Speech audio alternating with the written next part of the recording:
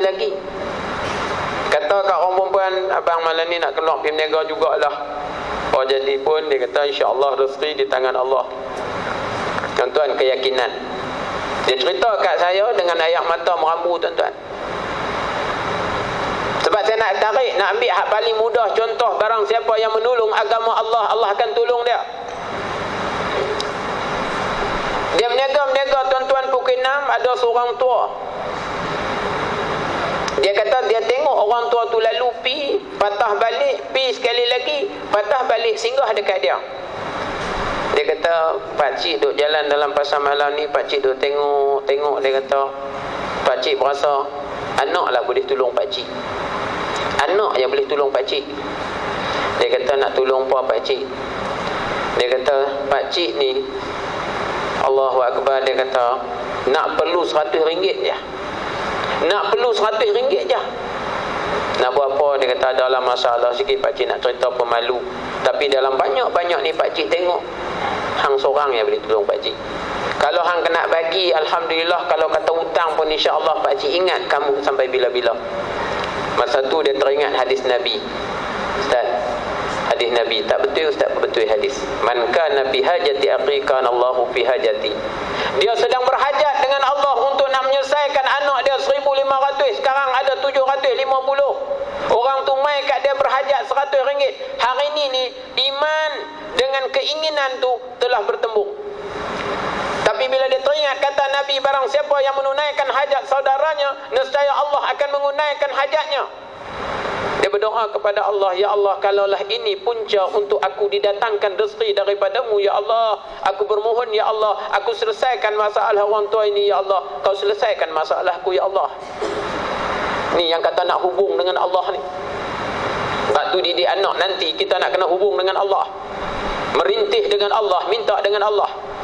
Pendek cerita dia bagi kepada pakcik tu. Pakcik tu merambu keluar air mata. Ya Allah, kau murahkan rezeki anak ni, ya Allah. Kau tunaikanlah apa yang terada di dalam hatinya, ya Allah. Orang tua ni doa.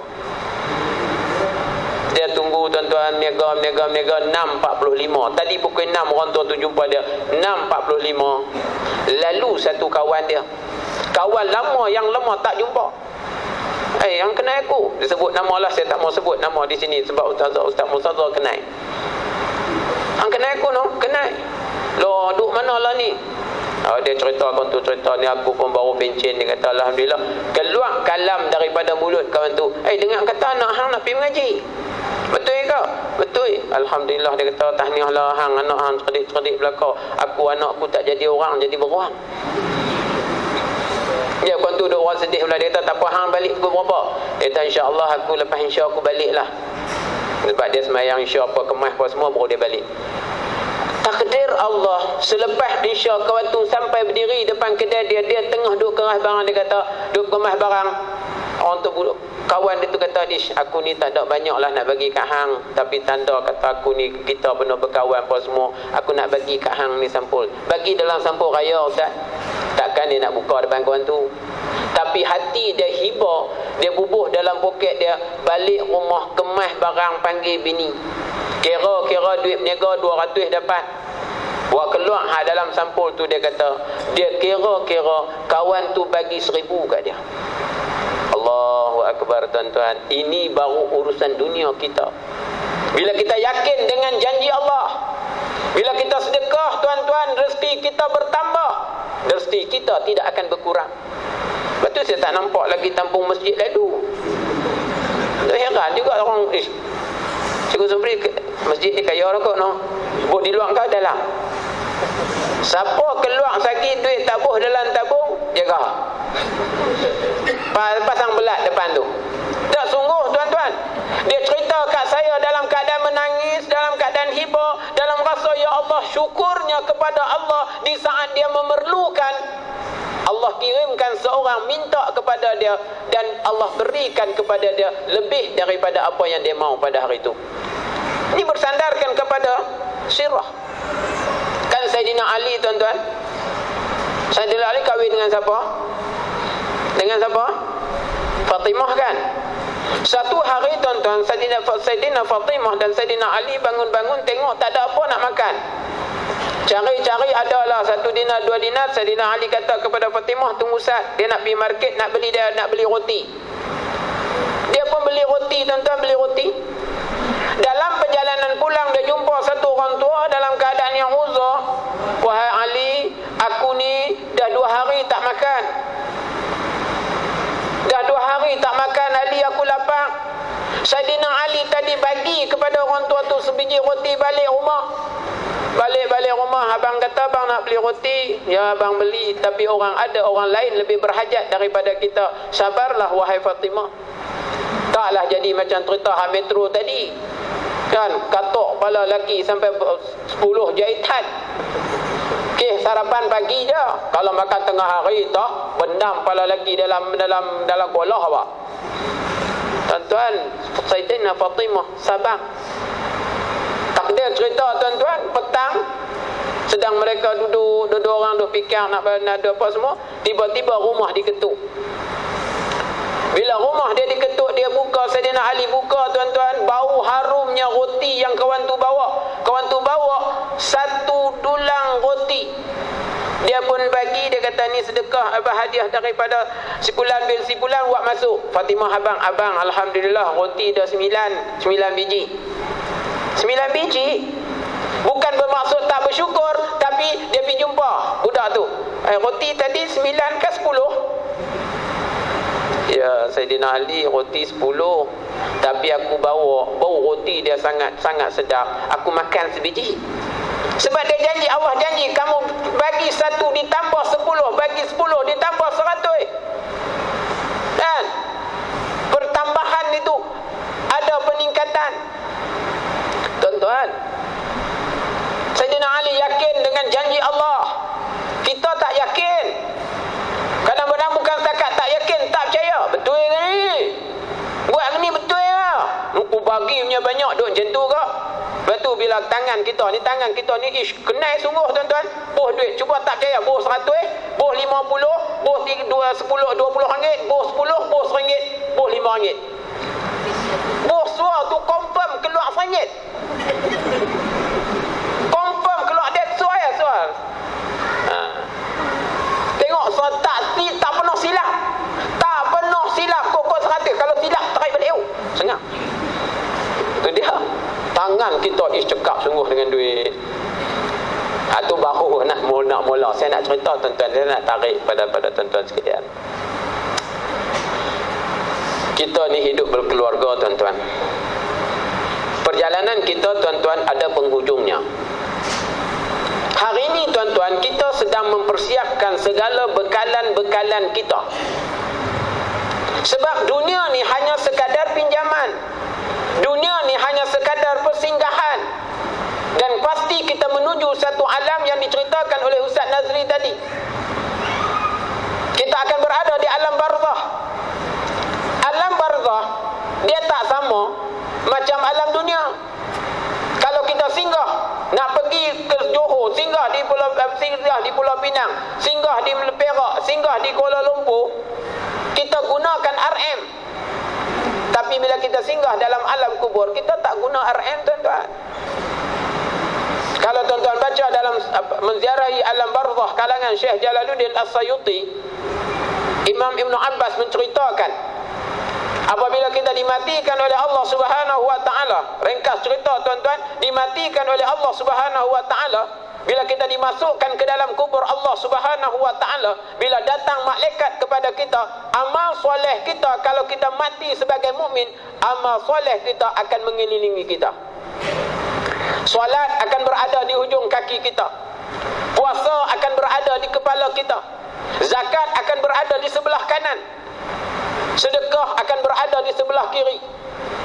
Akhlak baik, amal kebajikan kita yang lain berada di dada kita. Bila datang saja malaikat nak bertanya, nak bersoal, nak mengambil sesuatu daripada kita, dia akan menahan. Jangan kamu hampiri sipulan bin sipulan ini, kerana sesungguhnya dia mendirikan solat. Tuan-tuan, saya nak ajak tuan-tuan semua, terutama ibu-ibu dan ayah-ayah sekalian, cuba balik muhasabah, tengok apa yang telah kita sediakan sebagai bekalan kita untuk berhadapan dengan Allah Subhanahu wa taala. Kullukum ra'i wa kullukum mas'ulun an ra'iyati. Nah, kita sebagai gembala, apa yang telah kita dibuat dengan apa yang wajib kita gembalai. Apa persiapan yang kita buat, tuan-tuan? Anak-anak, cikgu nak sebut, marah seorang ayah anak, marah seorang mak, marah seorang ayah kepada kamu, tidak sampai mereka dicampakkan ke dalam api neraka. Tapi marah kamu kepada seorang ibu, marah kamu kepada seorang ayah, melayakkan kamu dihumban ke dalam api neraka. Pandang wajah mak sudah dapat pahala, belek wajah ayah dapat pahala. Apatah lagi kalau kamu setiap kali kami bersama bersolat, kamu menadah tangan, Allahumma ghfirli zunubi. Sambung sendiri. Saya bila anak saya hantar pergi pasti, hari yang ke-15 dia balik semayang belakang saya, abah jangan doa abah, adik nak doa ke abah. Dengan suara umur 5 tahun, tuan-tuan, dia tadah tangan, Allahumma ghfirli dzunubi, dengan lagunya menitis air mata kita. Sebab inilah yang kita harap Allah Ta'ala kurniakan kepada kita. Anak-anak muda, kamu doa tak kat mak ayah kamu? Ayah kamu ketika mana kamu dilahirkan, cerita tok saya kat saya. Abah kamu bila kamu dilahirkan, walaupun kamu anak yang keempat, abah kamu naik basikal sambil menyanyi,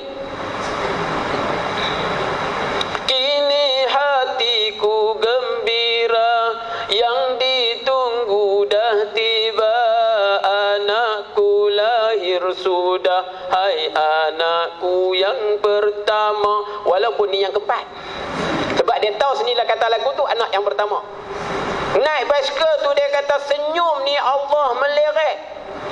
Baru sebut saja Bashar, Allah, alhamdulillah anak aku keluar dah, anak nombor 4 lelaki. Bangga dia dengan kita. Mak, walaupun dia melahirkan kita dalam keadaan perit, Allah janjikan kepada dia, mak ni Allah janji kalau mak kamu mati di saat melahirkan kamu, dia dapat pahala mati sebagai mati syahid. Mak ketika mana menduduikan kamu, apa dia nyanyi? Dulu zaman kami mana ada subhanallah walhamdulillah wa la ilaha illallah Allahu akbar. Tak ada. Yang ada, tidurlah wahai pemaisuri, engkau bala. Tak percaya tanya betapa sayangnya dia kepada kita. Malamnya kamu demam, mak kamu tak tidur. Menangis kamu, mak kamu menangis sama. Ayah okey je. Ayah buat mak demam, ayah kamulah buat mak demam. Gerak bang, anak ayah, alhamdulillah dia raya. Kalau dia senyap tak payah kacau. Bang mangkit saya tak larat, bang mangkit buat susu saya. Dia mangkit juga. Lampu sama-sama buat susu, masuk dalam bilik, sumbat masuk dalam mulut. Kayau juga budak tu. Pasal apa aku buat susu kayau lagi? Buka lampu, botek susu duduk dalam mulut mak. Botek susu duduk dalam mulut mak. Pasal min gagau tu je. Tapi prihatinnya mak. Sebab tu bila Nabi ditanya oleh sahabat dengan siapa nak berbakti, Nabi sebut mak 3 kali. Ibumu, ibumu, ibumu. Sebab tu jangan buat dengan mak. Doa seorang ibu tidak ada hijab. Ni kadang-kadang dengan mak lah, ya Allah, tengking mak, herdik mak, maki mak. Allahu akbar anak-anak. Ni saya nak sebut sebab ada pemuda di sini, tuan-tuan. Redha Allah bergantung kepada redha kedua ibu bapa. Kamu nak berjaya sebagai insan dengan mak kerana kamu muliakan. Berapa ramai di kalangan kamu tak ambil kisah, bila tak ada baru nak kayau, bila tak ada baru nak merau, mak cik sayang mak, cik sayang mak. Ayah kata aku nikah lain mak. Mak juga, oh ayah tu ambil peluang. Tak kayau, baru nak peluk mak, baru nak dekat mak, baru nak goncang mak, suruh mak bangkit. Masa mak hidup, Pinggan basuh, mak yang basuh pinggan kamu. Seluar dalam kamu, mak kamu basuh. Kasut sekolah kamu, mak kamu yang basuh. Kamu sudah 15 tahun, 16 tahun, tak retikah nak basuh pinggan sendiri? Tak retikah nak basuh baju sendiri? Tak retikah nak suap makanan mulut sendiri ke dalam mulut sendiri? Allahu Akbar. Allah muliakan ibu kamu, anak-anak. Nak masuk syurga, redha kedua ibu bapa. Pernah kamu pegang tangan mak kamu, mak terima kasih mak, tangan inilah yang membesarkan saya mak. Pernah kamu cium tangan mak kamu? Pernah? Kadang-kadang buat tak kisah. Ada orang malu mak peluk dia di tengah khalayak ramai. Ada anak lelaki malu mak peluk di khalayak ramai. Tambah-tambah mak mai pakai dalam keadaan selekeh. Si tanggang muda moden sudah berlaku banyak dalam masyarakat hari ini. Allahu Akbar, tuan-tuan dan puan dikasih sekalian. Sebab tu kita kena bawa anak-anak kita ke masjid, anak-anak kita ke program-program Islam. Kita nak bagi kesedaran, Saya pernah sepak seorang budak duduk atas tingkat 3. Dia panggil, "Woi mak, mai buat apa?" Saya naik pergi sepak. Mak dia kata, "Cikgu sepak anak saya." Pasal kak tak sepak anak kak lah. Anak kak jadi kurang ajar macam ni. Itu kalam saya sebut. Pasal dia panggil, "Woi mak, hang mai buat apa?" Insya-Allah, mak dia boleh senyum. Dia biasa je macam tu dia dengan saya. Sedangkan dia sedang merencanakan neraka pada anak dia. Tuan-tuan. Lepas tu ibu-ibu yang dikasih sekalian, cuba balik tengok. Tuan-tuan balik malam ni kan, anak yang jauh, anak yang berada dengan kita, tuan-tuan tolong rencana Ustaz. Saya nak sebut malam ni pada tuan-tuan, tolong rencana Ustaz. Boleh saya nak tadi sikit nak? Nak tolong rencana Ustaz, nak anak mana yang akan duduk di sebelah kita di saat mana nyawa kita nak keluar daripada jasad kita, malaikat maut sedang nak mencabut nyawa kita. Anak mana yang akan duduk di sebelah kita? Mak, dulu mak nyanyikan di telinga saya, dulu mak sedang zikirkan di telinga saya. Mak, saya sayang mak, sebutlah la ilaha illallah. Anak mana? Tolong Ustaz wasiatkan anak tu mak mau di saat mak dalam keadaan kesukaran kematian mak, kesukaran kematian ayah, mak mau kamulah yang talkinkan mak dengan la ilaha illallah. Anak mana yang tuan-tuan nanti kalau di saat kalau ditakdirkan kita mati di malam hari, esok pagi kita nak dikebumikan, anak mana yang akan menemani kita? Saya pernah melawat satu mayat pukul 11 malam di Merebu. Kami pergi 2, 3, 4 orang. Dengar suara sedap tak sangka mengaji. Kata-kata bagusnya keluarga dia ni. Naik tengok handset ni dia letak sebelah mayat mak dia. Orang punya handset bubuh lagu Quran, baca Quran, letak sebelah mak dia. Handset ni teman mak dia. Padahal lah tuan-tuan lah ni dalam rumah kita. Handset ni pakat semua ada. Hak jahat, hak sulung, duk atas dia, duk atas koshet. Main handset mak lah. Tahu? Main handset. Main hak kecil duk, main hak suami duk depan dia dulu. Hantar mesej kat isteri. Kopi satu. Isteri ambil handset, bunyi tengok-tengok. Oh, abang minta kopi. Start, tulis start. Bawa kopi pergi letak tap, kata nak kata thank you, nak kata terima kasih abang kopi dah. Elok tak? Bini pergi dapur tulis thank you, I love you. Ini alat perhubungan yang paling canggih. Rumah sunyi sepi daripada hilai tawa. Padahal kalau kita mati, anak kita letakkan handset di telinga kita, bagi Quran tu baca. Handset tu baca Quran kat kita. Depa duk sembang. Harta ayah apa manzar tu nak bagi kat siapa? Ayah ada duit dalam bank, ada. Rasa ada. Kira itu dia tunjuk kat aku pencen dia 200,000 nak beda ke mana. Depa duk kira dah mayat kita duk atas katil. Tuan, tolong rencana saat anak mana yang akan duduk di sebelah kita di saat kita kesunyian, di saat kita kesejukan, di saat kita tidak ada siapa nak meneman kita. Anak mana yang akan duduk? Bismillahirrahmanirrahim. Yasin wal Quranil Hakim. Nangis dia. Sebab kita pernah duduk di telinga dia. Subhanallah walhamdulillah wa la ilaha illallah Allahu akbar. Kita pernah di telinga dia ketika dia kecil, kita nyanyikan dia dengan zikrullah. Anak mana yang akan dakap kita di saat nyamuk yang ketik di hidung kita, kita tak boleh tampak. Tuan-tuan, tolong tengok sah. Bapak-bapak tolong cadang sah anak mana yang akan duduk di keliling kita. Kalau ada 9 anak, kalau boleh 9 di saat kita dalam kesejukan sendirian, bila nyawa keluar daripada badan kita sebab sakitnya mati. Allahu Akbar. Nabi sakit rasa matinya. Takkan kita yang dosa banyak, maksiat banyak, nak mati dalam keadaan tenang elok, mesti ada kesakitan. Sama ada seperti mana besi yang telah dipanaskan diletak di atas kapet yang gebu, macam itulah nyawa kita akan direntak nanti. Tuan-tuan bayang tengok, beli kapet gebu elok-elok, balik bakar besi letak atas kapet tu, rentak tengok macam mana. Ketiang tak? Kita sama ketiang boleh lah no. Ketiang, tahu ketiang tuan-tuan? Cikgu Sobri tahu ketiang? Okey, clear. Cikgu Sobri yang kat tangan clear. Tuan-tuan, anak mana? Kemudian kita akan dimandikan. Di saat kita nak dimandikan, anak mana yang akan memandikan kita? Kenapa? Kerana kita mandi hari ni, kita mandi, siapa pun tak tengok tubuh badan kita. Kita jaga aib kita. Tiba-tiba bila kita mandi, siapa nak panggil orang masjid kan main mandi? Nak panggil orang nu kan mandi? Mana anak-anak kita? Abah, dulu abah pernah mandikan saya. Abah sabunkan saya, abah lap saya. Hari ini bila mana abah nak berpisah dengan kami, izinkan kami anak-anak abah mandikan abah.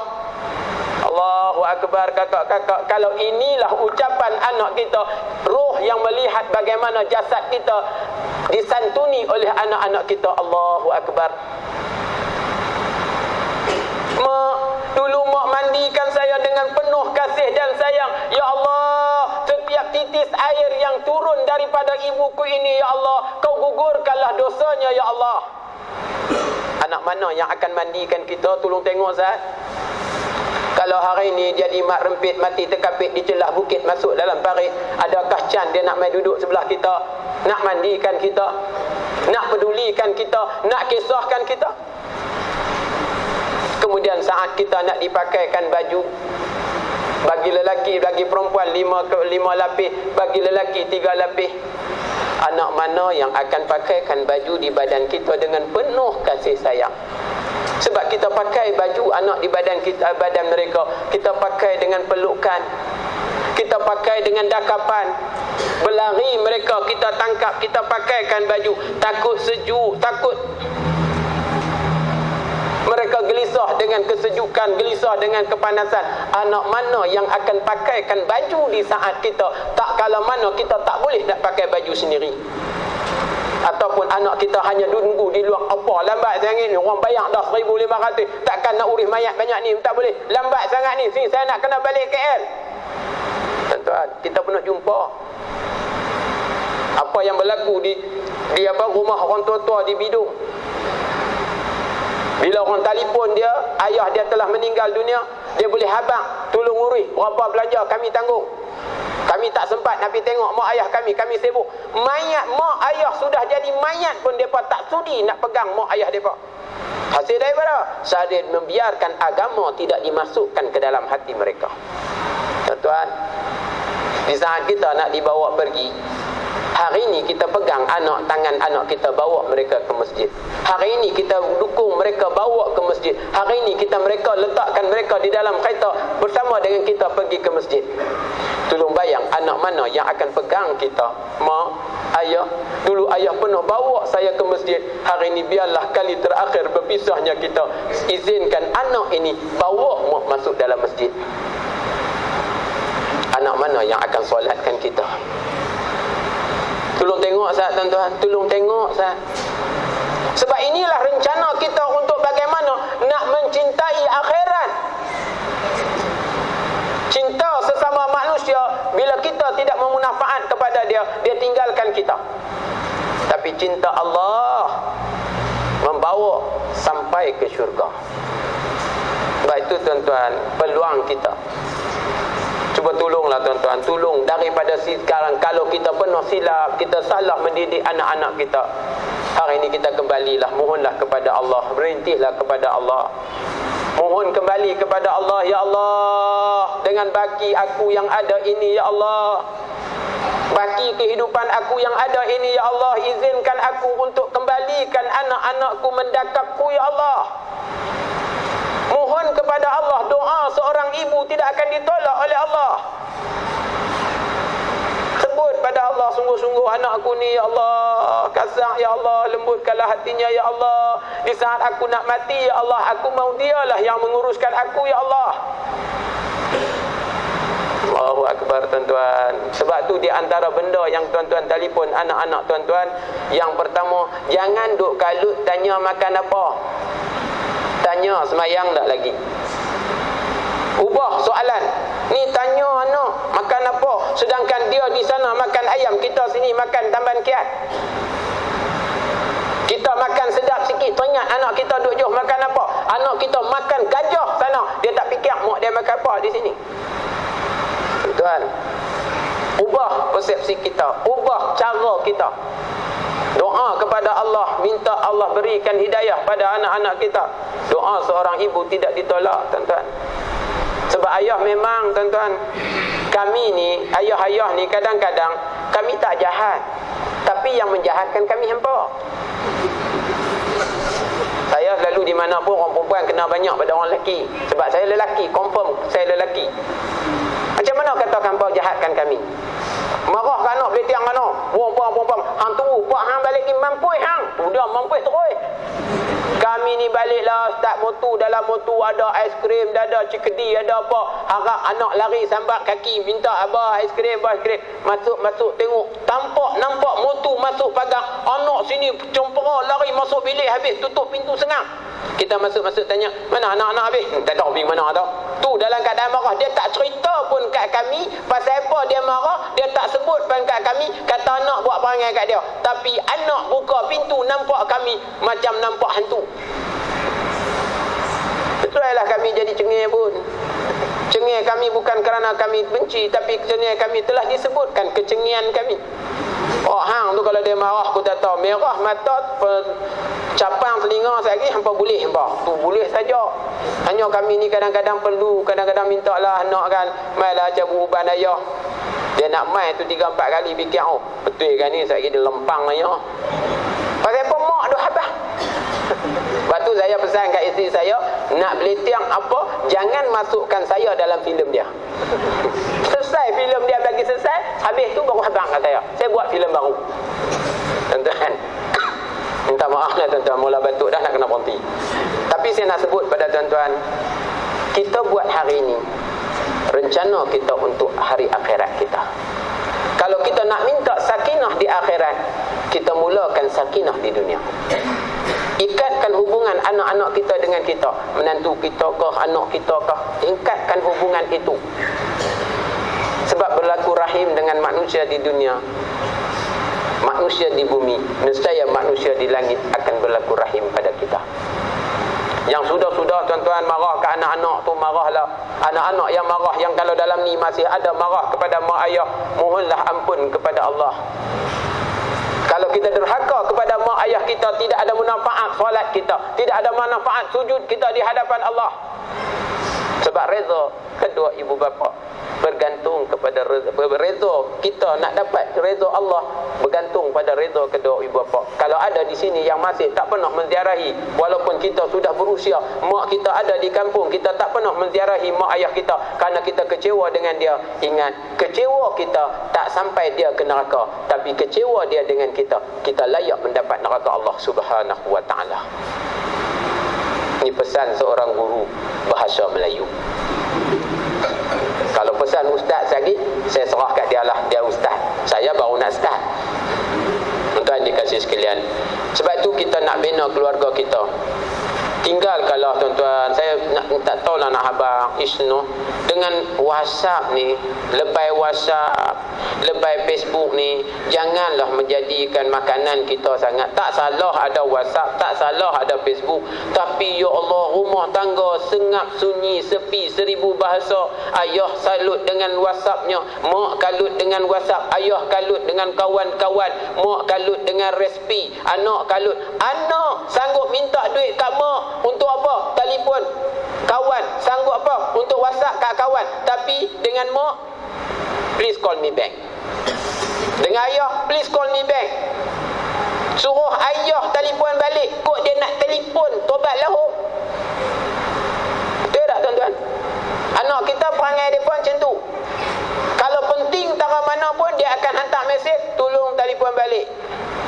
Taubat dia nak telefon kita. Oh, habis duit orang, ayah cakap banyak. Oh, dia kira habis duit orang. Kami ni bukan orang.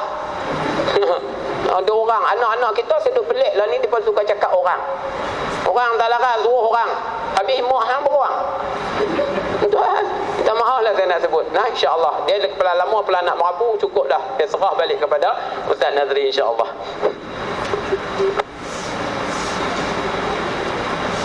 Syukur jazilan kepada Fadil Cikgu Rusli. Jadi tuan-tuan muslimin muslimat yang dirahmati oleh Allah Subhanahu wa taala. Jadi benarlah apa yang telah dikhabarkan oleh Al-Fadil Cikgu tadi tuan-tuan. Kerana Nabi SAW sendiri pun ketika mana Nabi didatangi oleh satu orang lelaki, dia berkata kepada Nabi SAW, "Ya Rasulullah, wahai Rasulullah, inni uridul jihad." Aku nak berjihad ya Rasulullah. Boleh tak aku nak berjihad ya Rasulullah? Lalu Nabi tanya, "Ummuka hayyah, adakah ibu kamu masih hidup?" Jawab lelaki ini, "Qultu na'am ya Rasulullah, mak aku masih hidup, ibu aku masih hidup." Qala Nabi sallallahu alaihi wasallam, Nabi kata apa? Nabi kata, "Ilzam rijlaha fathammal jannah." Kamu baliklah kepada ibu kamu, berbaktilah kepada ibu kamu kerana syurga kamu berada di sana, kata Nabi sallallahu alaihi wasallam. Jadi kita yang masih ada mak, masih ada ayah, berbaktilah kepada ibu, kepada ayah kita tuan-tuan. Allah sebut dalam Quran, mak yang mengandungkan kita ni, Allah sebut dalam surah Luqman. Allah kata apa? Hamalathu ummuhu wahnan ala wahn. Allah kata mak yang mengandung ni, Allah kata lemah. Anak siapa? Anak cikgu. Anak Ustaz Murtada. Oh, cucu lah. No. Mai. No, Allah kata hamalathu ummuhu wahnan ala wahn. Mak mengandung ni, kata Allah Subhanahu wa taala, lemah, kata Allah Subhanahu wa taala. Cuba kita tengok dalam keadaan macam tu pun, bila mana mak ni ada 10 orang anak, ayah balik penat tanya mak, alung kat mana, angah kat mana, alang kat mana, mak boleh habaq. Mak boleh habaq, alung duduk sana, angah duduk sini, alang duduk sini. Tapi bila mana anak-anak ni besar nanti, ayah dia balik rumah, ayah dia tanya, alung, mak mana? Tak tahu. Angah, mak mana? Tak tahu. Semua tak tahu. 10 orang anak, ayah tanya 10 orang anak, di mana mak seorang ni duduk, seorang tak boleh habaq, mak duduk tahu mana. Tapi bila mana ayah balik tanya mak, 10 orang anak ni duduk tahu mana, mak boleh habaq, 10 orang anak ni duduk tahu mana. Tu beza. Tu beza kita tuan-tuan muslimin muslimat yang dirahmati oleh Allah Subhanahu wa taala. Jadi kita ni, Allahumma salli ala Muhammad, Allah bagi mak, bagi ayah peluang untuk kita masuk syurga Allah. Tapi kita sia-siakan peluang ni, menyebabkan kita mungkin dihumban ke dalam neraka Allah Subhanahu wa taala, wa na'udzubillahi min zalik tuan-tuan. Kuat ibadat macam mana pun kita, bila tak taat kepada mak kita, tak taat kepada ayah kita, maka nerakalah tempat kita. Tuan-tuan, Ramadan hari tu duk dengar hadis Nabi, ustaz-ustaz duk baca tuan-tuan, menceritakan kepada kita apa? Orang ni ada mak, ada ayah, tapi dia dimasukkan ke dalam neraka Allah Subhanahu wa taala. Nabi kata celakalah orang macam ni tuan-tuan. Nampak? Ada kadang-kadang kita dalam zaman FB tuan-tuan, dia update dalam FB ni status tentang hormat mak ayah, kasih sayang mak ayah dan sebagainya, cantik. Tapi hakikatnya kawan dia kata apa? Tahu tak? Dia dah berapa lama tak balik kampung dia. Dia dah berapa lama tak telefon mak dia. Nampak tuan-tuan? Kita munafik. Kita berlakon tuan-tuan dirahmati Allah Subhanahu wa taala sekalian. Baik tuan-tuan muslimin muslimat yang dirahmati oleh Allah Subhanahu wa taala, saya nak teruskan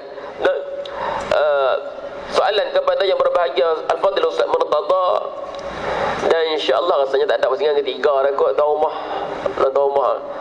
Jadi gua ada pusingan ketiga tak ada kot nah. Khulasah terus ya. Kesimpulan terus. Tu. Dia punya isyarat tu. Kan, Allah salli ala Muhammad. kita minta Ustaz Murtada buat khulasah teruslah nanti insya-Allah sekali menjawab soalan ni dan juga dengan kesimpulan sekali. Baik tuan-tuan dirahmati oleh Allah Subhanahu wa taala. Nah, soalan yang terakhir lah untuk yang berbahagia Ustaz Murtada pada malam ni dan penutup pada program kita pada malam ni. Baik. Ustaz, soalan dia macam ni. Nah, sebenarnya kita kena seimbang tuntutan agama dan akhirat. Nak seimbang. Kan? Boleh ke nak seimbang ni? Ataupun mungkin Ustaz kata kena akhirat lebih, dunia ni kurang sikit 60-40 ke? Ataupun 50-50 seimbang, nampak ke macam mana kan? Itu nak tanya Ustaz tu. Jangan ikut soalan ni kan, nak jawapan daripada Ustaz tu. Ataupun nak kena lebihkan akhirat atau macam mana kan? Sebab kalau kita tengok contoh isteri Nabi SAW, Sayyidatuna Khadijah contohnya, bukan daripada kalangan orang miskin, bahkan satu orang yang hebat dalam perniagaan, tapi dia miskin sebab apa? Sebab sumbangkan kepada Islam. Begitu juga dengan sahabat Nabi, di antaranya Sayyidina Abu Bakar As-Siddiq radhiyallahu an. Ketika mana Nabi khutbah sebelum perang Tabuk, dia dengar Nabi khutbah, Nabi suruh sedekahkan harta ni, dia balik rumah, dia bawa mai depan Nabi, letak di antara dua tangan Nabi, maknanya dia hadapan Nabi. Dan Nabi terkejut. Nabi kata, wahai sahabatku, apa yang kamu tinggal di rumah kamu untuk isteri dan anak kamu? Jawab Sayyidina Abu Bakar As-Siddiq radhiyallahu an, aku tinggalkan untuk mereka Allahu wa Rasuluh, Allah dan Rasulnya. Tuan-tuan, ni semangat sahabat-sahabat, keimanan sahabat-sahabat ridwanullah alaihim ajma'in, korbankan segala-galanya. Kalau ikut dalam peristiwa hijrah kita duk bincang ni tuan-tuan, bila mananya mereka ni hijrah, tinggal isteri pun ada, terpaksa tinggal anak pun ada, tinggalkan kekayaan, tinggalkan ladang, tinggalkan segala-galanya, hijrah bersama dengan Nabi SAW, tuan-tuan.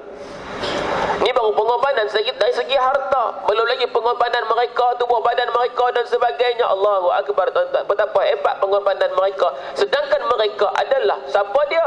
Sahabat Nabi SAW. Tuan-tuan muslimin muslimat yang dirahmati oleh Allah Subhanahu wa taala. Baik. Baik, kalau hari ini kita tengok ada di kalangan sahabat-sahabat kita yang berniaga, mereka berniaga berjaya. Bila ditanya apa tips berjaya ni, ada di antaranya dia kata, Ustaz, macam Ustaz duk kata, buat solat duha kan, banyak berdoa. Ada juga orang buat duha tapi tak berjaya je ko. Kan, dia main jumpa balik Ustaz, dia kata, Ustaz kata buat solat duha rezeki murah. Saya buat sebulan dah duk macam tu Ustaz tanya, hang subuh mayang? Subuh tak, Ustaz kata duha kan, itu pun jenis tiga suku kan. Subuh tak payah habaq, masih wajib kan, wajib kena buat kan. Jadi ada orang kata buat solat duha, berdoa, tuan-tuan, di antara kata-kata dia. Dan ada orang kata di antaranya apa dia? Sedekah. Orang berniaga ni tuan-tuan, punca dia maju sedekah. Sedekah ni tak kira tuan-tuan. Sebab saya bersahabat dengan orang macam ni, yang asalnya Allahu Akbar tuan-tuan, tapi Allah angkat darjat ni. Allahumma salli ala Muhammad, tuan-tuan dirahmati Allah Subhanahu wa taala. Sebab apa? Tuan-tuan, sebabnya Allah, dia tunaikan hak Allah, maka Allah juga tunaikan hak dia tuan-tuan. Jadi tuan-tuan muslimin muslimat yang dirahmati Allah Subhanahu wa taala, bila mana dia tunaikan hak Allah, dia dahulukan hak Allah, Allah tunaikan hak dia. Allah tunaikan hak kita. Dunia kita dapat, akhirat kita dapat. Jadi sesuailah tuan-tuan tu. Kan? Dunia disayangi, akhirat dicintai. Jadi adakah Ustaz setuju dengan statement yang keluar tadi tu? Kan? Nak berjaya, sedekah. Nak berjaya, solat duha. Nak berjaya, doa. Baru akan berjaya. Ataupun Ustaz ada pendapat lain yang mungkin kata dunia ni kena kurangkan sikit ke, ataupun akhirat kena lebih, atau macam mana Ustaz? Dan buat kesimpulan sekali lah untuk forum kita pada malam ni, insyaAllah. Tafadhal Ustaz. Bismillahirrahmanirrahim. Terima kasih Fadil Ustaz Nazri. Panjang lebar lah Cikgu Rusli bagi Ustaz ni, saya bagi pendek sudahlah. Kita pun bukan Ustaz, baju lorap selok ketat dia. Jadi tuan-tuan muslimin muslimat, soalan yang diberi itu sebenarnya nak bertanya kepada kita sendiri, macam mana kita nak seimbangkan dunia dan akhirat kita. Allah Ta'ala bagi kat kita semua manusia sama saja, 24 jam sehari, 7 hari seminggu. Tak ada siapa pun dapat lebih. Jadi lagu mana kita nak seimbangkan? Kalau 8 jam kita dah guna untuk dunia, kerja dan sebagainya, yang tu kalau office hour, kalau buat part time tambah 4 jam lagi jadi 12 jam. Tinggal balance lagi 12 jam. Bila kita nak tidur, bila kita nak beribadah, agak-agak cukup lah kalau kita nak seimbangkan. Nak tengok dari sudut keseimbangan masa tu. Kita sebagai manusia takkan mampu. Tuan-tuan percayalah, takkan mampu. 8 jam kita cari dunia, patut-patutnya 8 jam juga untuk akhirat, tetapi kita takkan mampu buat benda lagu tu. Maka para ulama berpendapat cukup sekadar tuan-tuan muslimin muslimat 2 jam kita bahagi masa untuk akhirat kita, 8 jam untuk dunia ni sama dengan dah, sama banyak dah. Tapi 2 jam pun Allahur Rabbi tuan-tuan, kita berasa macam-macam dah. Contoh duduk dengar kuliah ni kat 2 jam lebih. Bila nak habis dah? Lapar nasi ni pun ni tak erti lapar macam darah ke apa ke? Dia main macam-macam nanti. Dia nampak bantai ni hujan-hujan sejuk-sejuk ni. Tak mengantuk ikut tu. Macam-macam dia main lah nanti ni. Pasal kita berasa berat dengan ibadah. Lambat sikit, lama sikit. Allah, lama. Tapi kalau duduk di kedai kopi, main dam haji, lama. Tak cukup sepapan, 10 papan baru habis. Bini suruh pergi beli ikan kembung, sampai kempeh ikan, tak habis minda lagi. Ni kita mampu tak menang lah dah orang tua ni. Padahal duduk di tenu dah haji, tak naik haji lagi kat 10 papan dah, kalah sedia-sedia. Dah tunggu menang sampai ke petang betul ni. Sebab tu nak seimbangkan akhirat dengan dunia ni tuan-tuan, Allahur Rabbi, bukan satu perkara yang mudah. Kita lah ni nak tang dunia ni Allah Ta'ala bagi belaka dah. Daripada dulu kita tak ada apa, sampai lah ni kita ada macam-macam dah. Tuan-tuan bayanglah, fikir balik zaman dulu, waktu baru habis sekolah, kaya lagi, tak lagi minta nak kerja, Allah Ta'ala bagi kerja. Ada kerja, bini tak ada, Allah Ta'ala bagi bini. Ada bini, anak nak bagi anak. Anak ada, bini ada, kerja ada. Motor, duk pakai motor, hujan pasal lecur je Allah nak kereta, Allah Ta'ala bagi kereta. Ada belaka ada kereta, rumah pula Allah Ta'ala bagi. Ada rumah, harta benda, tanah, dusun dan sebagainya. Semua Allah Ta'ala bagi, cukup lengkap. Datang apa yang tak ada hari kita lah ni? Hak susah cara susah, hak selesa cara selesa, hak kaya cara kaya. Kurangnya kita ni bab ibadah. Dalam bab dunia kita sentiasa melakukan penambahbaikan, improvement, upgrading. Kereta dah kecil jadi besar, rumah pada halus jadi besar, bini pada seorang jadi 2, anak 5 jadi 6. Nampak? Hak second last tu payahlah orang lagi nak buat. Nampak kalau duduk berapik ni embang lah, pung meja kopi nak terbalik meja. Bini nak bang, okey. Jam tu misai buat naik ke atas, keluar jumpa kawan, balik rumah, sebelum masuk rumah buat turun balik. Nuhak dalam misai lagi panjang. Pergi tu macam rimau orang dalam tu. Cerkah kali, terkecil lah seluar lagi. Tanya Tok Guru silat, akak bahak ni penuh di tangan ni, bengkel belah kiri, cincin penuh di jari, kalah ayanda, keep it up, don't give up. Bini lagi hebat apabila ada rumah. Tok Guru taekwondo black belt tu, dia pelit sekali 3 kali busit. Ambil tuan-tuan muslimat. Jadi kita seimbangkan tuan-tuan ni. Hak dunia kita dapat banyak dah, cuma lah ni kita kurang hak akhirat. Hak dunia kita jaga kualiti macam-macam. Kalau kerja ada KPI, Key Performance Index. Kalau berniaga dia nak untung sedia-sedia. Nampak? Kalau rumah tangga dia nak bahagia. Tapi dalam bab akhirat kita, bekalan kita untuk kita bawa balik ke akhirat, bab ibadah kita jaga dah kualiti. Kita tingkatkan dah kualiti ibadah kita tu, ataupun duduk di tangkuk yang lama. Sebab tu tuan-tuan, nak seimbang dunia dan akhirat ni, kita tak boleh letak jam tu. Makna kata kalau sehari 8 jam dah kat dunia, 8 jam pula kat akhirat, memang kita takkan mampu. Tuan-tuan, ambil masa untuk beribadah kepada Allah, ambil masa untuk mengaji ilmu Allah sama tuan-tuan. Masa berapa lama tak penting, yang penting kita tu luangkan ataupun tidak masa kita untuk Allah. Kerana kalau kita tak luang masa kita waktu kita hidup di dunia ni, akhirat kita akan menyesal. Tak ada guna dah menyesal di akhirat. Allah Ta'ala sebut dalam Quran, Nabi sebut dalam banyak sangat hadis. Ayat yang selalu kita dengar, Allah Ta'ala dah sebut. Tuan, dalam surah Sajdah, kalau orang main mayang subuh pagi Jumaat, pagi saat ni ada dengar. Tu pun kalau main mayang, dalam buat mayang tak tilap daripada Fir'aun lagi. Tidur tertilam, yang subuh tertilam. Tuan, tu imam dia baca walau tara idil mujrimuna nakisu ru'usihim 'inda rabbihim rabbana absarna wa sami'na farji'na ni'mal salihah inna muqinun. Penyesalan orang yang mati dalam kubur. Nampak? Nakisu ru'usihim 'inda rabbihim, kepala mereka, muka mereka tak berani angkat di hadapan Tuhan mereka. Rabbana absarna, tak berani angkat kepala pasal banyak dosa, banyak maksiat, tunduk rapat ke muka bumi. Rabbana absarna, lalu meminta-minta, ya Allah kami tengok dah ya Allah macam mana orang kena siksa. Wa sami'na, bukan takat tengok, bahkan kami dengar lagu mana orang menjerit, terpekik terlulung, sakitnya azab siksa api neraka-Mu ya Allah. Farji'na ya Allah, tolonglah bagi peluang kami ya Allah untuk kami balik ke muka bumi, patah balik hidup kali kedua ya Allah. Kita minta nak hidup kali kedua. Padahal kita mati dah. Waktu ni tak ada guna penyesalan tu. Minta nak hidup dua kali. Pasal apa? Ni'mal salihah, kami akan melakukan amal salih, amal ibadah, sujud, rokok padamu dulu, kini dan selamanya ya Allah. Sampai bila-bila. Pasal apa? Inna muqinun. Lah ni kami jadi orang yang yakin dah. Waktu ni sekupang habuk tak guna dah tuan-tuan. Orang putih panggil useless. Waktu kita nak menyesal, kita menyesal lah ni tuan-tuan.